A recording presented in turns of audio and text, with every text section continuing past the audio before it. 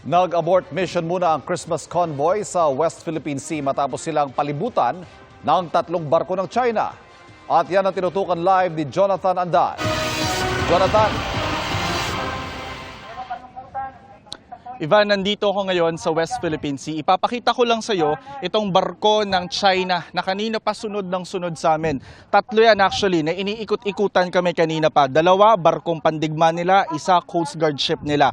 Dahil dyan, Ivan, ngayon lang, nagdesisyon ng aming kapitan na abort mission na. Hindi na kami tutuloy yung plano sana ng grupong atin ito koalisyon na pumunta sa Lawak Island bukas para mamigay ng regalo sa mga sundalo natin doon.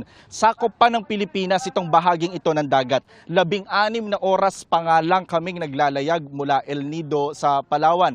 Sakay ako ngayon ng civilian ship na MV Kapitan Felix Oca kasama yung iba pang civilian. Kanina, katatapos lang po ngayon ng isinagawang misa sa pamumuno ni Father Robert Reyes, may isang naiyak dahil nga hindi na matutuloy yung plano sana o yung mission sana na magatid ng regalo sa mga sundalo natin nagbabantay sa ating teritoryo. Nagkakaroon ngayon ng konting programa, pinaparating ng mga miyembro ng ating coalition yung kanilang sentimiento sa na-abort na mission ngayon. So Ivan, pabalik na kami ngayon ng El Nido pero sabi ng grupong atin ito coalition na isisikapin pa rin nila na maihatid yung kanilang pamaskong regalo sa ibang paraan doon sa mga sundalo natin na nagbabantay sa ating teritoryo. Mula po rito sa West Philippine Sea para sa GMA Integrated News. Ako po si Jonathan Andal, matutok 24 oras.